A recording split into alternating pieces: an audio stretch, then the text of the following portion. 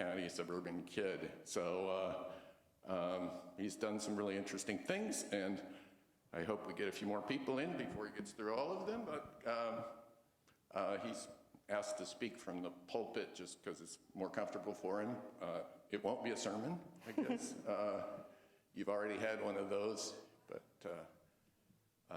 let's hear what Taylor Stewart has to say, and in 25 minutes or so, we'll have some Q&A time. You can ask questions about anything that's piqued your interest.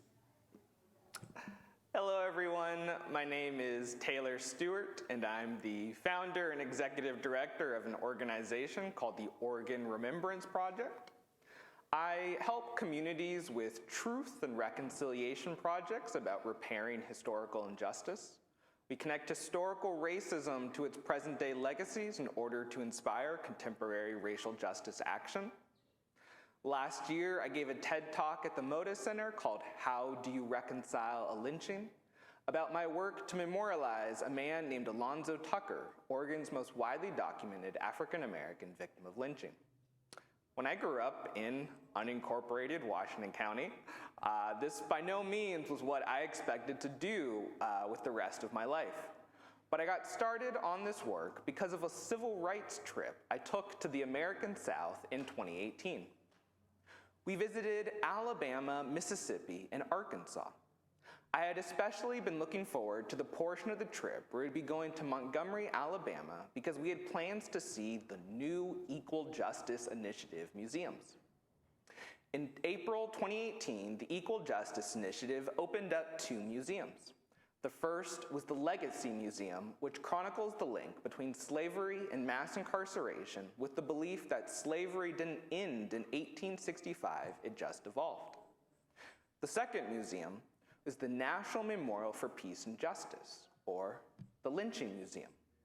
The Equal Justice Initiative has documented nearly 6,500 lynchings of African Americans between the years of 1877 to 1950. When you enter the National Memorial for Peace and Justice, you're met with these 6-foot-high pillars that have the name of the state, the name of the county, and then the names of everyone who was lynched in that county. I had always known about lynching in the abstract, but to actually read the names of people who were lynched in this country made this history personal. What personalized this for me the most was seeing names with the last name Stewart, knowing that simply time and place separated me from the name on that pillar. I've lived in Oregon my entire life, and I couldn't believe that I had to go all the way to Montgomery, Alabama, just to learn that there had been at least one widely documented lynching of an African American here in Oregon.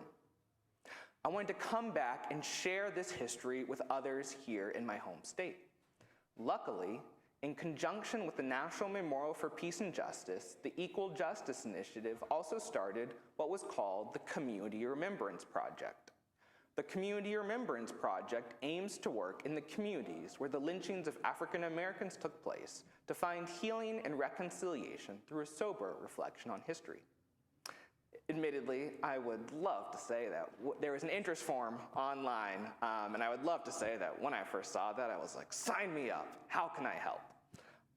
But in reality, I was too nervous to fill out the interest form. After all, I was a recent college grad with 0 relevant experience, and I ultimately figured to myself, who am I to really think that I could be of any help? So I decided that I wasn't going to fill out the interest form. But thankfully, 2 encounters from the rest of my trip inspired me to change my mind. The first was a quote from John Lewis, longtime civil rights icon and congressman from Georgia, who asked, "If not us, then who? If not now, then when?" I don't remember where I was when I first read that quote, but I remember getting that feeling inside of myself, and I was like, are you talking to me? I was like, I'll think about it, John. The second encounter was the Mississippi Civil Rights Museum. There, they just focused on the stories of everyday Mississippians. So there wasn't the Martin Luther Kings, Rosa Parks, Malcolm X's of the world, individuals who we kind of deify and are hard to relate to. Instead, the museum told the story of everyday Mississippians who did their part to pave the way for justice. And so, there at the Mississippi Civil Rights Museum is where I learned that you don't have to be an extraordinary person to do extraordinary things. And so, those two encounters gave me the courage to reach out to the Equal Justice Initiative, and eventually I would begin working with the community of Coos Bay, Oregon to memorialize Alonzo Tucker. Admittedly, there was definitely a lot of hesitance to want to engage in this project in the community of Coos Bay.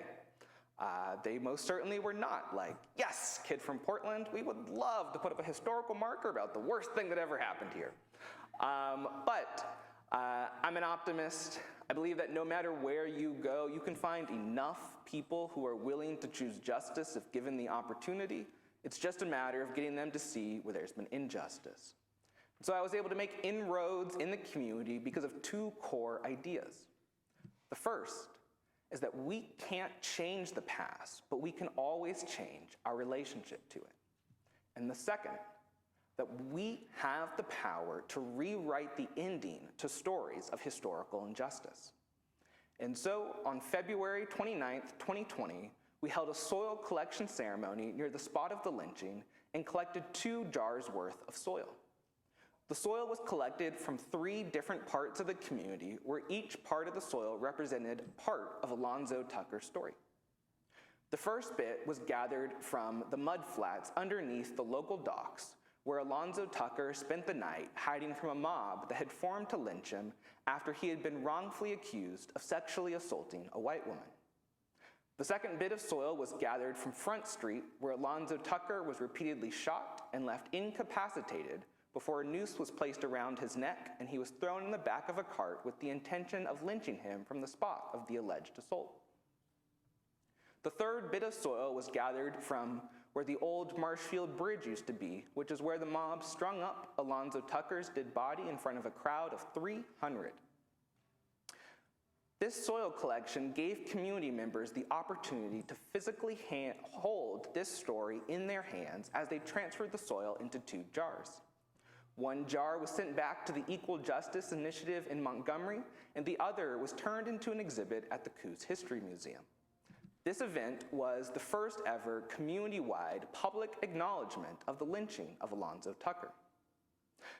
We had plans to unveil a historical marker that was eventually put on pause due to COVID that happened in March 2020. But come June 2021, we unveiled a dual-sided historical marker in the community. One side talking about Alonzo Tucker's story and the other side talking about the larger legacy of lynching in America. There were 300 people at the 1902 lynching, but we had over 600 people at the historical marker paying witness to Alonzo Tucker's story. I like to tell people there are 2 dates of significance on the Alonzo Tucker historical marker. 1902 when the lynching occurred, and 2021 when the historical marker was unveiled, and that we can't fully understand Alonzo Tucker's story only focusing on the 1902 date, as his story now continues on into 2020 and 2021 when that same community where his lynching occurred used his memory as inspiration for becoming a community more committed to the ideals of truth, justice, and reconciliation.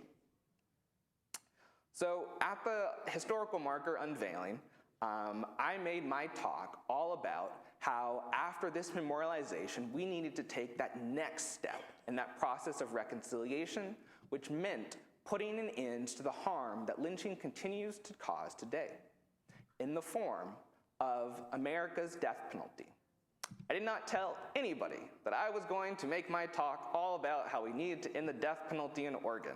I did not even tell the Equal Justice Initiative what I was going to do, as the historical marker was already controversial enough, and I was going to wait till that marker was in the ground before I ever mentioned the death penalty. And I was very nervous. I had no idea how this was going to go over.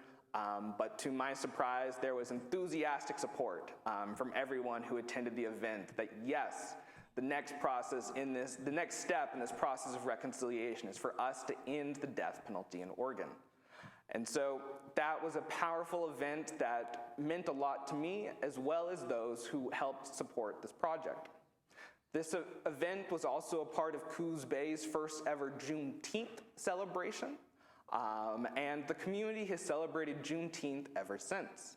In 2022, they unveiled another historical marker in the community about a diverse mining community known as Beavertyon, and allowed local African Americans to showcase their history, tradition, and culture, all a part of their renewed effort to tell more diverse stories of their local history. In 2023, Coos Bay's Juneteenth celebration actually included 3 separate events. There was a talk that I gave on the Saturday morning. There was a family-style gathering over food and Saturday evening, and then a showing of a movie on Monday evening. I'd say across all 3 events, we had about 150 unique participants, which may not sound like much, but the community of Coos Bay is only 15,000, so we actually had about 1% of the city's population participating in Juneteenth, which is the Portland equivalent of nearly 6,400 individuals. And so you could arguably say that Coos Bay has the largest Juneteenth event in the state per capita, which is not what you would have thought 5-ish years ago. This historical marker and this work to reconcile the lynching of Alonzo Tucker has had a profound impact on the community of Coos Bay. Coos Bay has a really active letters to the editor page for their local newspaper. And before I started working in the community in 2018, there was a news story in the local newspaper about the formation of a Black student union at the local community college. And the letters to the editor page was flooded with writers condemning the formation of this Black student union. There were questions of, where's the white student union? When's White History Month? And the Black members of the community were made to feel unsafe in their home community. Fast forward to 2023, the local newspaper did a news story about the talk that I gave for Juneteenth. And someone wrote in to the letters to the editor complaining, accusing me of revisionist history because Alonzo Tucker did not die from rope asphyxiation, which is a narrow concept of lynching, and falsely giving the community a bad reputation. Well, to my enthusiastic surprise, about 6 or 7 other individuals wrote into the newspaper in the following editions, condemning the first author and talking about how proud they were of their community, and that the historical marker in the soil collection really created a reputation towards those values of truth, justice, and reconciliation. And so the local letters to the editor page is just a snapshot of the ways that the community of Coos Bay has grown in what it means to be a member of the community when it comes to issues of race. This work in Coos Bay was so impactful in my life, as well as those who I worked with, that this obscure personal side project grew into how I wanted to spend the rest of my life, helping communities in Oregon with truth and reconciliation projects about repairing historical injustice. And so, for the last 2 to 3 years, I've been working with the community of Grants Pass, Oregon, to reconcile, I know I picked the easy places, to reconcile their history as a sundown town. Sundown towns were communities that purposefully excluded African Americans and other racial minorities from living in or simply passing through the community through a culture of fear, violence, and intimidation. Like dozens, if not hundreds of communities across the United States, there was a sign in Grants Pass into the late 1960s, early 1970s that said, "Nigger, don't let the sun come down on you here." The title of the work in Grants Pass is called the Sunrise Project, with the idea that sunrise is the opposite to sundown and signals the start of a new day.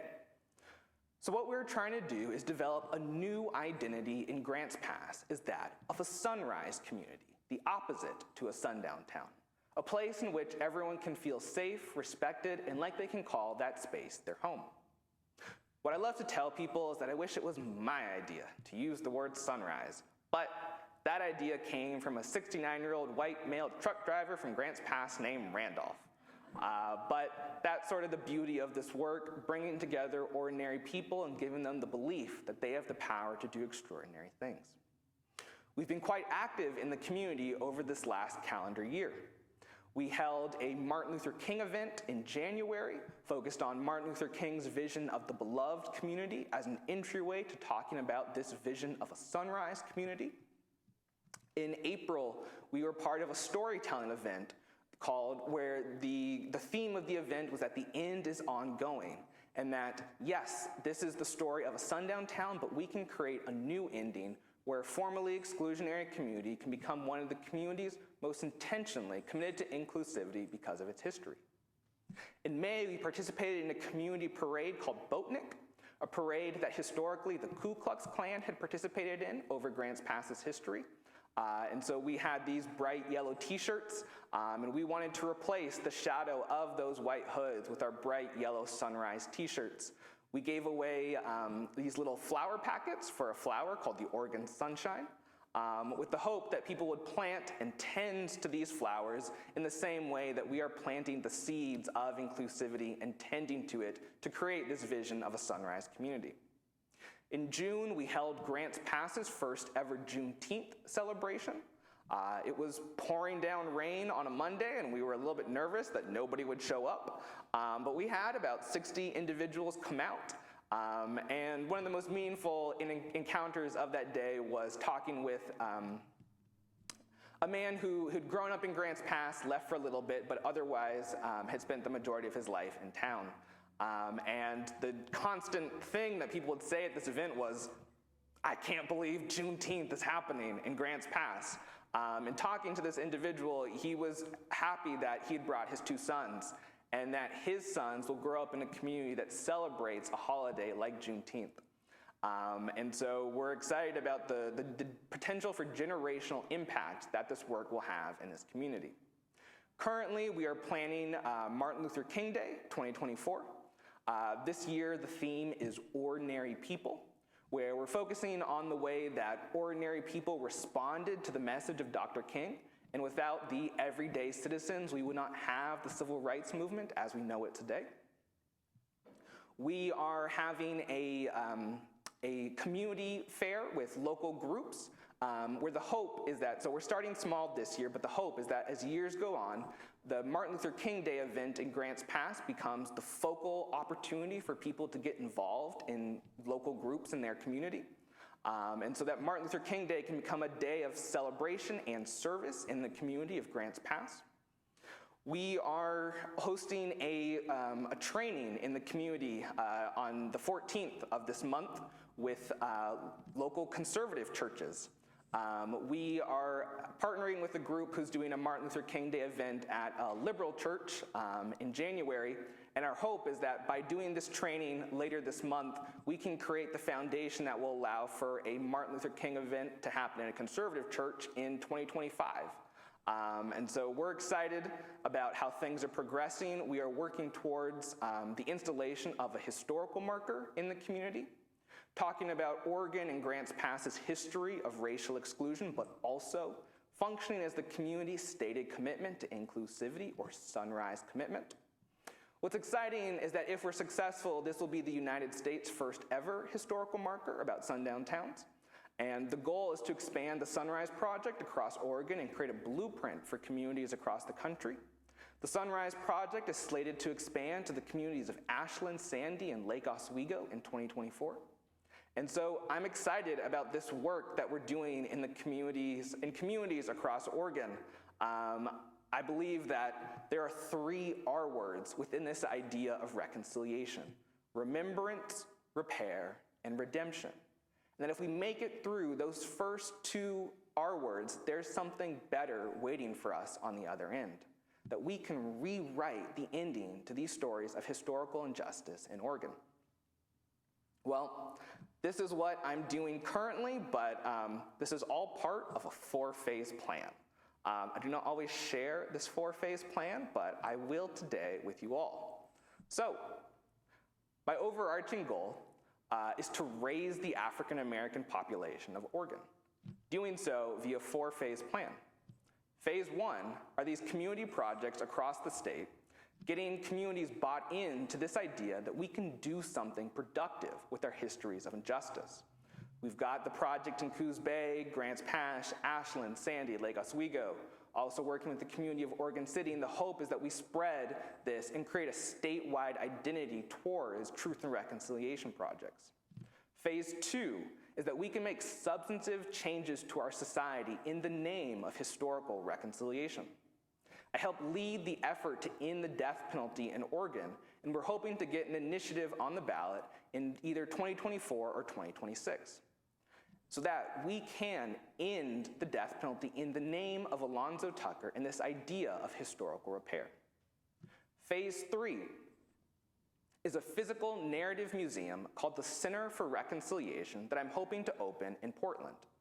A narrative museum chronicling the evolution of Oregon's Black exclusionary laws, from foundation to sundown towns, to restrictive covenants, to redlining, to gentrification, to the displacement that we still have today. I would like to focus on the way that African Americans were excluded from institutions, opportunities, and wealth.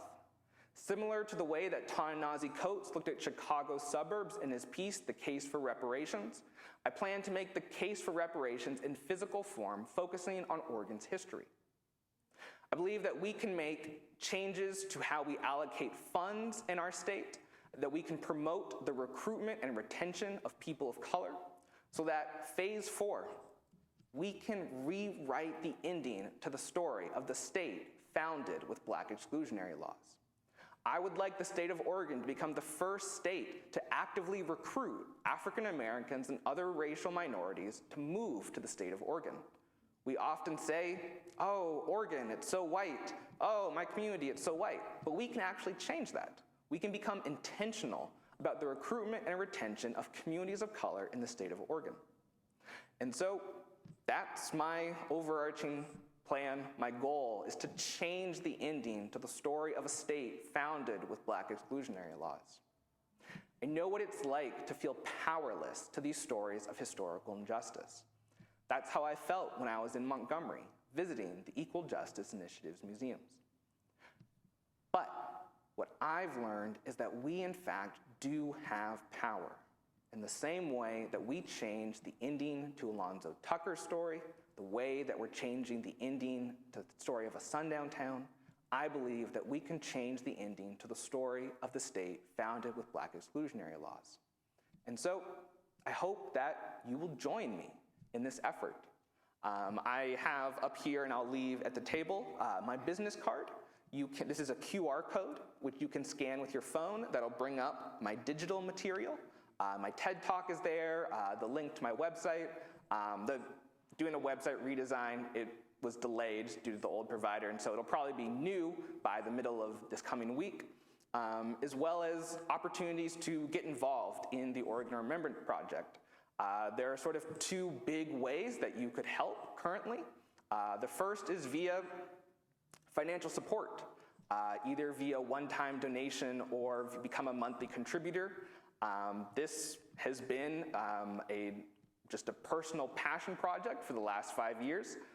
But in May, I got the 501c3 status for the Oregon Remembrance Project, and so I've been in a season of raising funds so that I can hopefully hire someone to start 2024. This has just been me for the last 5 years, and I'm looking to be able to expand the infrastructure so we can increase the impact in communities across the state of Oregon. But beyond financial support, another way that you can help the Oregon Remembrance Project is via research. I would love to be able to have help researching topics regarding Oregon's history. I have a whole bookshelf worth of books that I don't have the time to read. And so a simple way to contribute is if you would read one of these books that I need to learn and then write a summary of it. That would be extremely helpful and is both a way for personal education as well as contributing to this movement that we're starting in Oregon. And so I hope that you'll join me, just like Randolph, who was asked the question, what does the opposite of a sundown town look like? Where he was given the idea of a sunrise community. It's never too late to make a difference. I'll leave you all with 3 lessons that I learned on my trip to the South that informs the work that I do today. The first is that it's okay to believe in something even when you've never seen it before. And it's okay to see something even when others don't believe in it. 5 years ago, when I told people that I wanted to put a historical marker about lynching in Coos Bay, Oregon, the general consensus was, good fucking luck, kid. But I'm an optimist, and we were able to find enough people who are willing to choose justice when given the opportunity. The second thing is that it's less about being the right person for the moment, so much as it is about doing the right thing for the moment. When I was younger, I used to think that it was remarkable people that did remarkable things. However, the older I've gotten, the more I've realized that it's remarkable things that make remarkable people, and I believe that you can be a part of something that's remarkable. But third, and most importantly, and it really is just that simple, don't underestimate your ability to be the change you want to see in this world, because let me tell you, you don't have to be an extraordinary person to do extraordinary things. Thank you.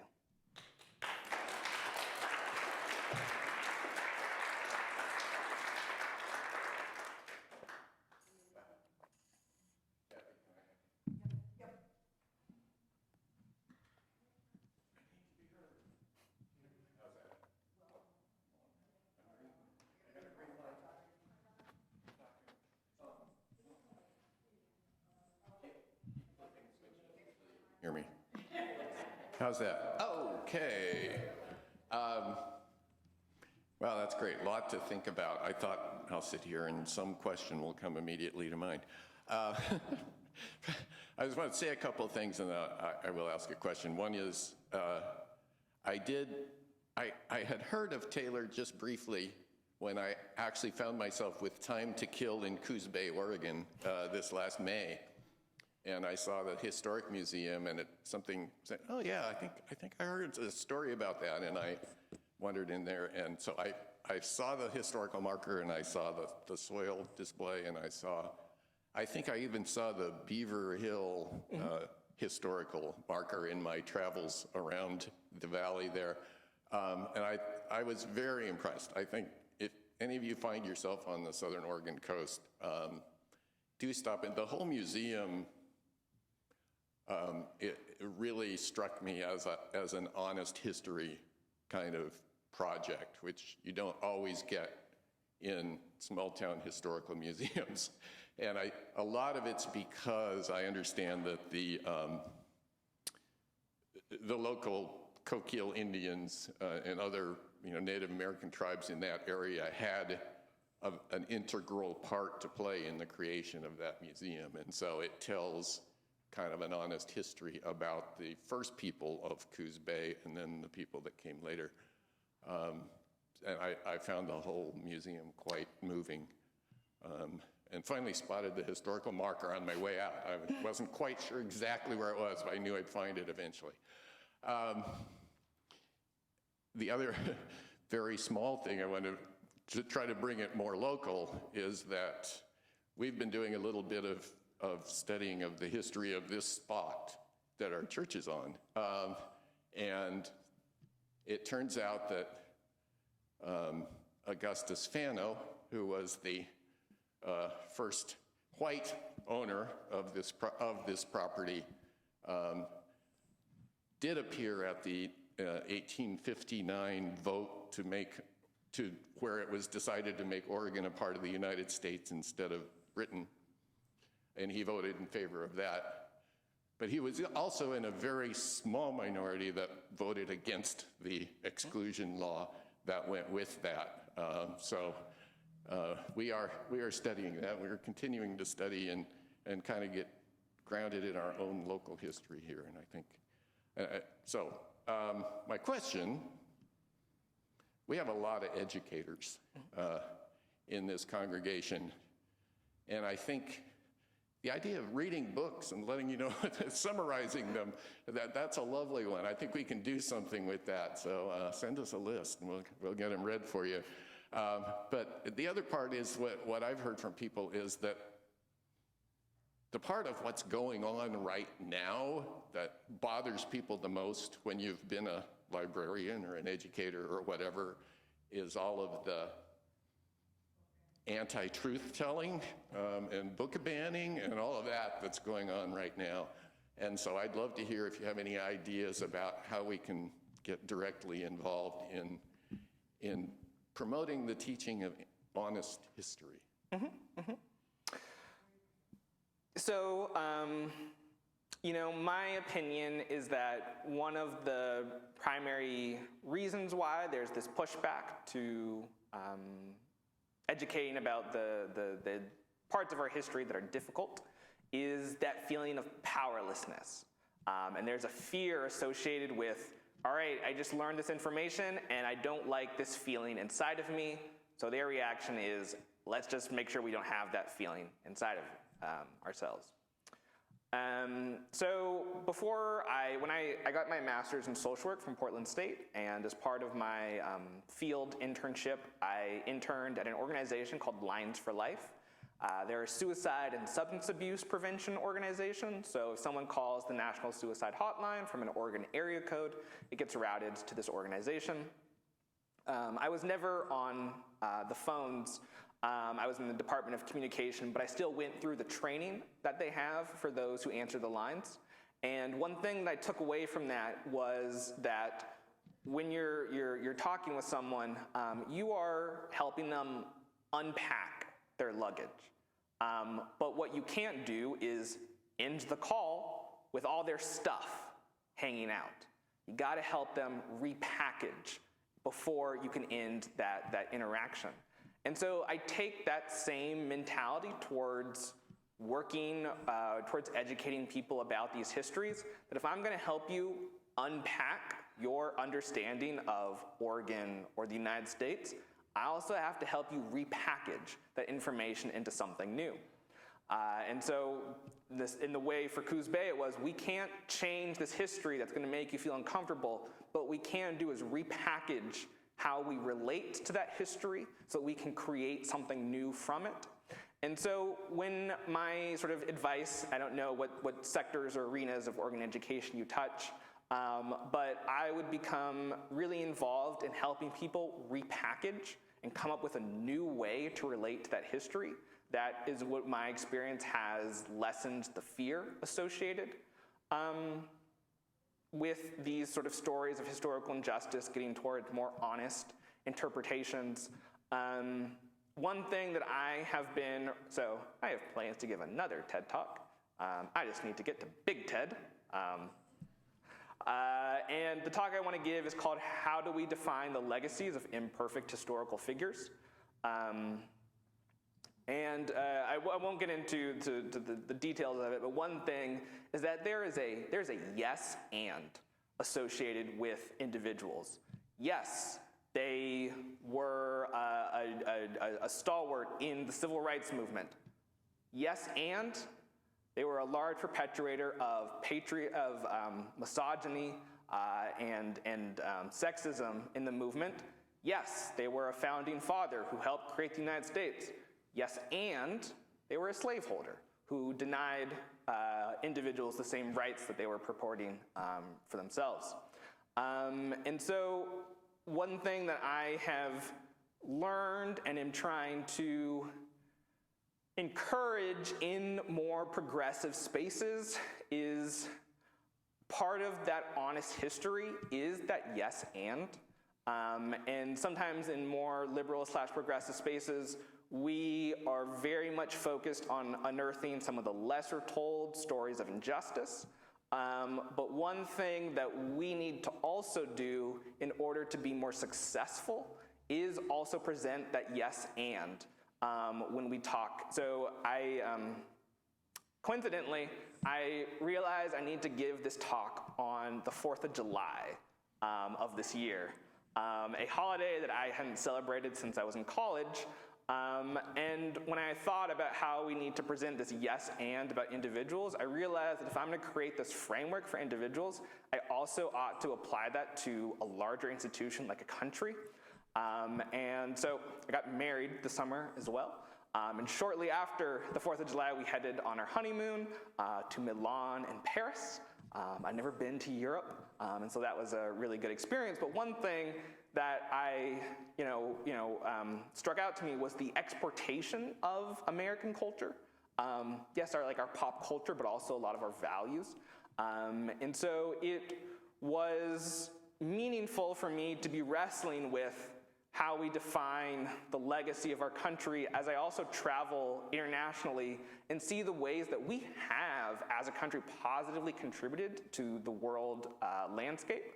The civil rights movement helped inspire people across the world. The women's movement in the United States helped women across the world. The gay rights movement helped gay individuals across the world, and that too is a part of American history. And so I think that was a lot, but to distill down into 2 core things would be help people repackage the stories of historical injustice, but also part of painting that full truth does include the things that we can be proud about.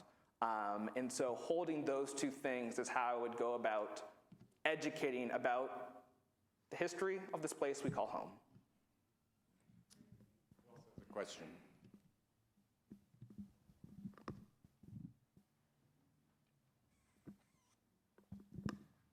Do you teach classes, or do you have people who teach classes on this kind of information so we can understand the history or begin to know it? Not currently. I would love to be able to include trainings more regularly as part of my organization offerings. I do go, so invitation, if you reach out to me, my email is on my business card. I would be happy to come into any other of your spaces to share about the Oregon Remembrance Project. So you can reach out to me via my business card. Otherwise, that is, I would love to be able to go into more spaces to do some of this educational work. That is just in process. Is there other groups that talk about this, or?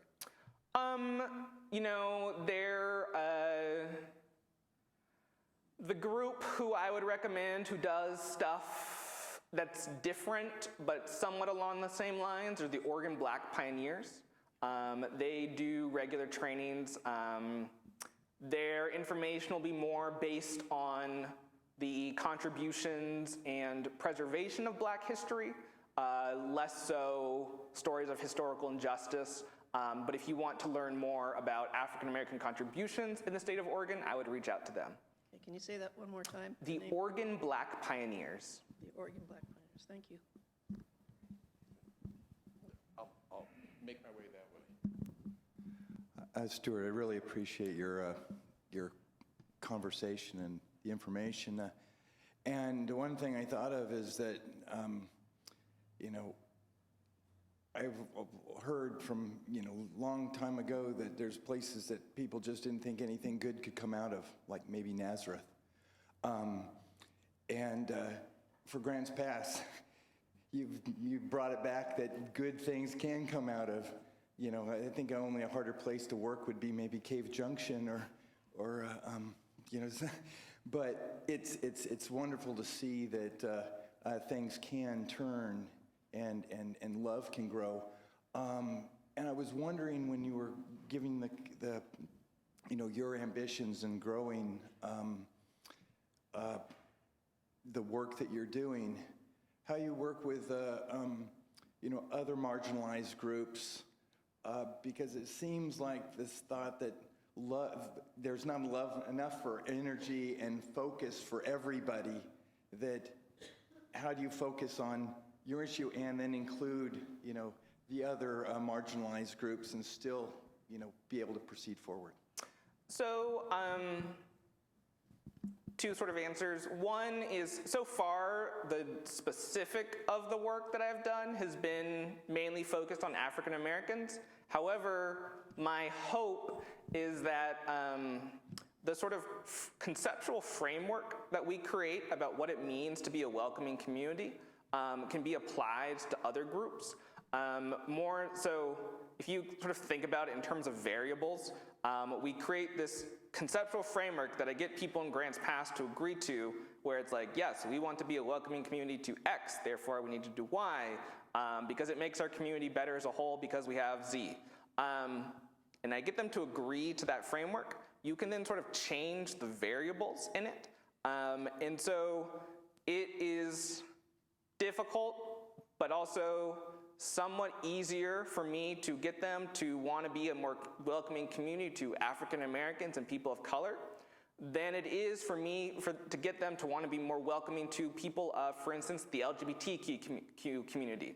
But my hope is that by creating this framework that they agree with and getting them in some of the practices, they'll see how, well, actually, if I care about this and I apply it to that, I actually need to care about this as well. And so my hope, so I also have a theory of organizing based in the sort of analogy of a staircase where it is hard to get people from 0 to 3. So what I need to do is get them from 0 to 1, 1 to 2, 2 to 3. And so some of the other groups who I hope will benefit from these visions of more inclusive spaces are sort of my like staircase 3 level goals. And so I get them up to here, up to here, up to here. And my hope is that by learning how to do some of this work when it comes to African Americans and people of color, we can get them to apply that to groups in the community who feel even a greater sense of ostracism. And so the hope is that people learn these frameworks and then apply them to other groups. When I am a larger organization, I would love to be able to more specifically touch on stories of historical injustice that have touched other racial groups in Oregon, but currently just focus on African Americans with the hope that it will eventually expand to meet other groups.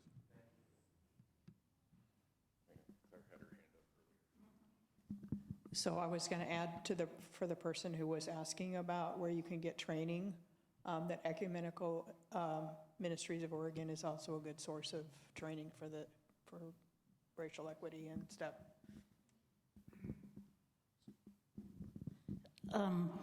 I grew up in Virginia where we were not taught anything about Black history.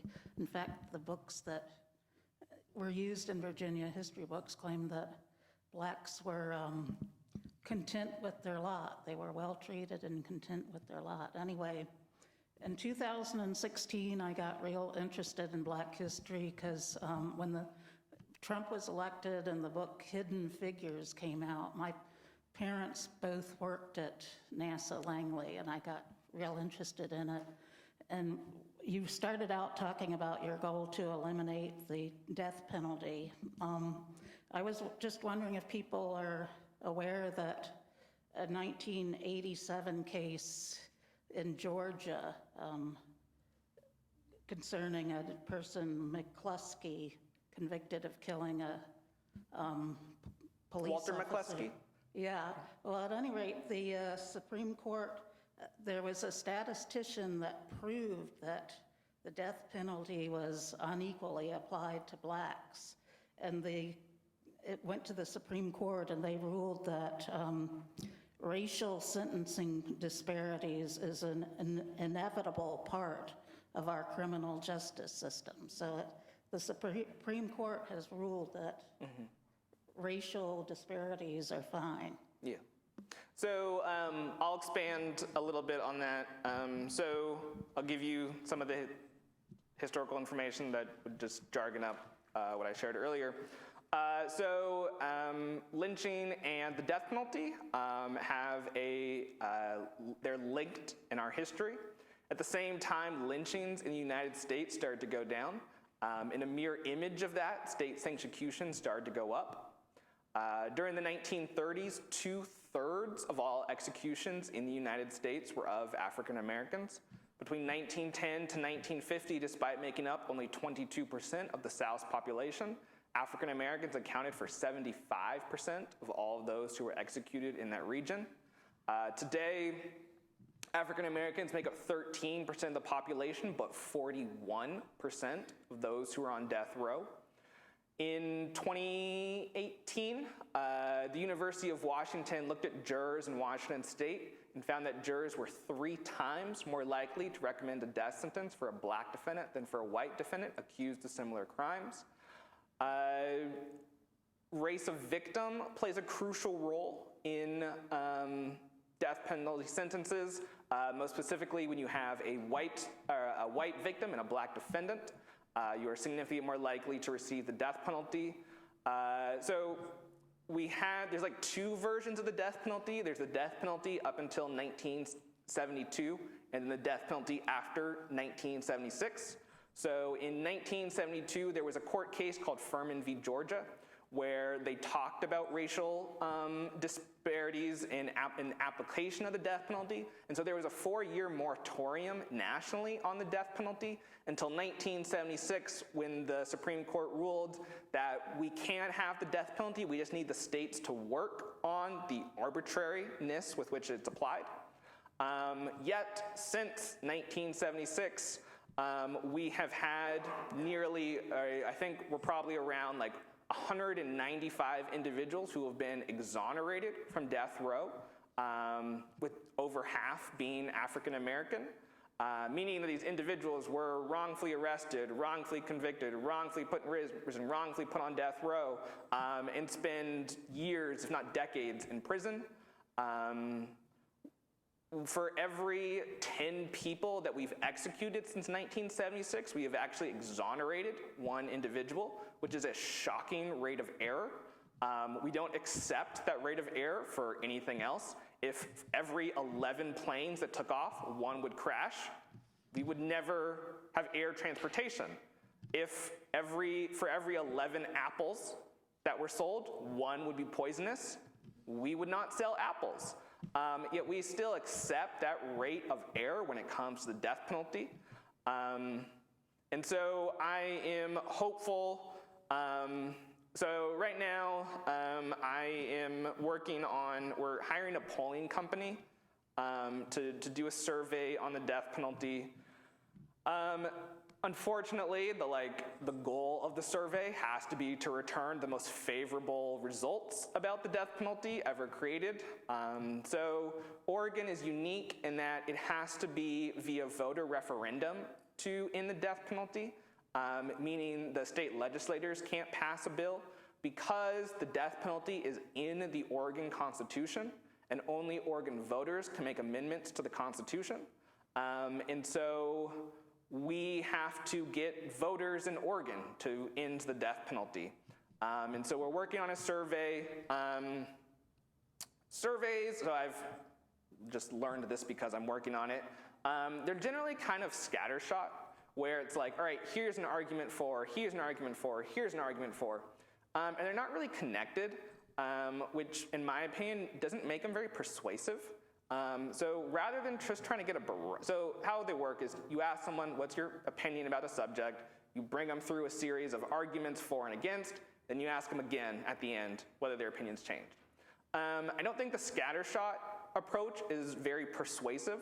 And so what I've been working on is trying to create a through line between all the questions asked in the survey, that the death penalty is more of a reflection of injustice than it is a system of justice. And so we will see in the coming months how effective that strategy is. But as a long way to answer it, yes, the Supreme Court in, I think it was Warren McCluskey, our Supreme Court agreed that, yes, we have racial discrepancies in this system, but we just accept it, and that it is inevitable. And that feels hopeless, and it'll take a long time till we ever make that kind of change via Supreme Court ruling. And so in the meantime, we have to sort of change our societal acceptance of that racial discrepancies. I was very amazed at one of your major points was asking people of your heritage to move into Oregon. And I'm curious, I mean, there's also been a movement for blacks to move down south again. So in a sense, to me, it's sort of a new tradition. And I'm wondering if, I mean, you have some major goals. I'm not sure quite where this one stands in terms of its accomplishment. I don't assume you're giving the same energy to all 4 areas. But I mean, I guess I'm saying, do you think that your approach would be to look for people that would be interested in living in more rural areas because of the costs and because of the potential openness, or having people move into more urban areas, or what? I'm curious. So my hope is that, so currently the African American population is 2%. My hope would be that by 2050, it could more resemble 4 to 5%. So we have people moving to Oregon every day, but they are not people of color, and specifically they're not African Americans. It's interesting to me, so as I've done some death penalty things on the national scale, it's interesting to me meeting people from like South Carolina or Louisiana and other places who you would sort of consider the traditional South, who have the mindset of like, oh yeah, I'm not moving to Oregon. Like I was like, you from South Carolina? And they're like, I'm not going to Oregon, I don't want to get hate crimed. And I was like, woof. And so we do have this very large reputation because of our history that is experienced by people of color, and specifically African Americans across the country. And so it is estimated that, so currently African Americans make up 13% of the US population, whites make up whites only make up like 67%. And it is estimated that by 2044, people of color will make up greater than 50% of the US population, most notably because of multiracial individuals being the largest growing ethnic group. And so by the time we get to 2044, the racial landscape of the United States is going to look significantly different. However, the United States is not browning at the same rate across the United States, and so it is the people of color and African Americans are going to certain places of the United States and changing the demographics there. It's not happening equally across the United States. And so as more of the country is increasing their diversity, Oregon is not. And so you hope that come 2044, 2050, there isn't another generation of white flight to the Pacific Northwest, where if your South Carolinas, your Louisianas, your Georgias, your Texases, your Floridas, your Californias are all changing their racial demographics. We hope that there isn't a contingency of people who, let's move to Oregon, let's keep our white heritage, and we don't want to be presenting ourselves as the white utopia 150, 200 years after our state's formation. And so my opinion that in order to prevent that trend of domestic migration, we have to be really intentional about the reverse of it. And so Oregon needs to do a lot to rebuild its image as a place that is welcoming to people of color and African Americans. And so my hope is that as my work expands, we're able to change that reputation And you know, if someone moves to Oregon, or if you're like, all right, I'm going to move to either Northern California or Southern Oregon, I heard there's these things that call themselves sunrise communities in Southern Oregon that we can, you know, who knows. My hope is that we can be intentional about changing our racial demographics because of the things that we do in communities to become more hospitable, as well as investment in sort of the culture of people of color. There is no African American district in Portland. We're one of the few large metropolitan cities that don't have like an African American neighborhood. An investment in some of the actual space in our city would help. There's a group called the Albina Vision Trust that is working on that due to hundreds of millions of dollars donated by Phil Knight. But we have to grow these parts, these cultural aspects in our state in order for people to actually want to move there. I would love to create some sort of incentives to move here. We'll see. Give me 30 years to work on it.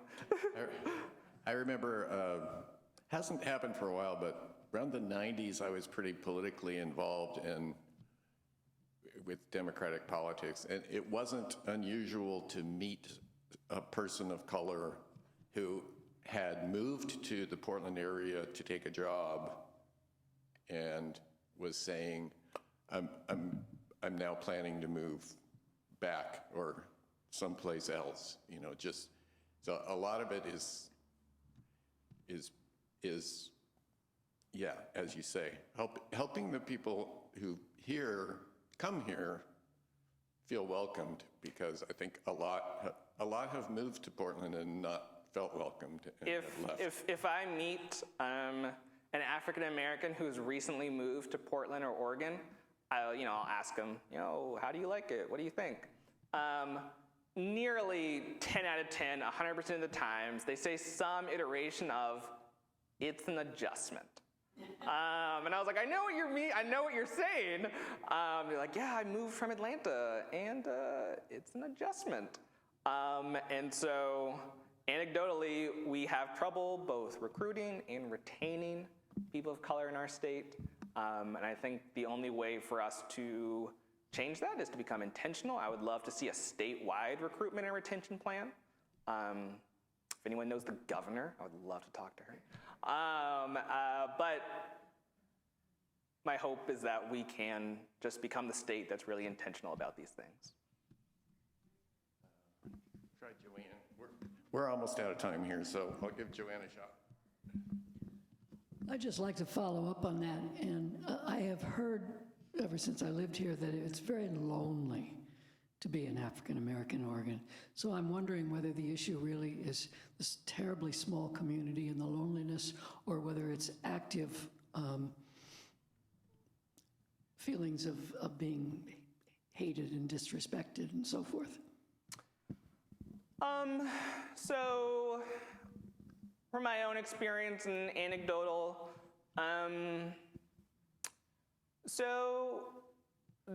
it's not, depending on what region of the state you go to, it's less so sort of overt discrimination.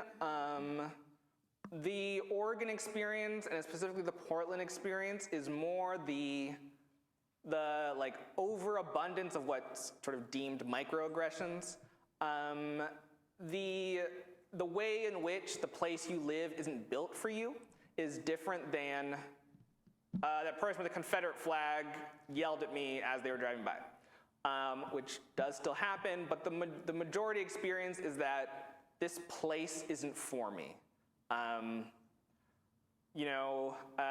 Like things of like, it's hard, it's nearly impossible to find live music done by African Americans that aren't one of the big concerts at the Moda Center or somewhere like that. It's funny, I went to Atlanta a number of years ago, and I came back, and I was flying back into PDX, and you're like, I'm back home. There's the flannel shirts, there's the hiking boots, even though we were nowhere near a hiking trail. I was like, there's the kid with the blue hair.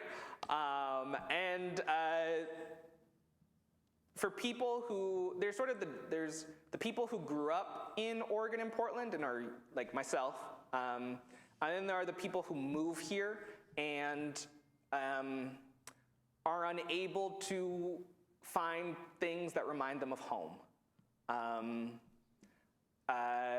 You know, you don't have the same barbershop culture in Portland. Music, church, not the same as many places in the South. It's the constant, if you're a student in the school districts, you do not have teachers who look like you. You don't have, you know, people who, if you live in the suburbs, you have to go to Portland to find a black barbershop. We don't really have a culture that is representative of diversity. The Oregon-Portland experience is very white. Regardless of what demographic you are, just the experience and the things that you can do here. And there is just like what we're trying to do in the Sunrise communities, it's just difficult. People are like, this is where I live, but it's not really home. And that's not a description of discrimination, but it's that inability to feel like you belong, that's what creates that loneliness of like, I don't really belong here. And that wears on you over the course of months, years, decades. Okay, we are really, really out of time. This conversation will continue in a lot of different ways. You're all going to you got enough cards to give everybody? Yes. All right, start throwing them out there. We will be in touch, and get us that book list. Yes, I will definitely send a book All list. right, and this conversation will go on. Thank you again. Yeah, thank you.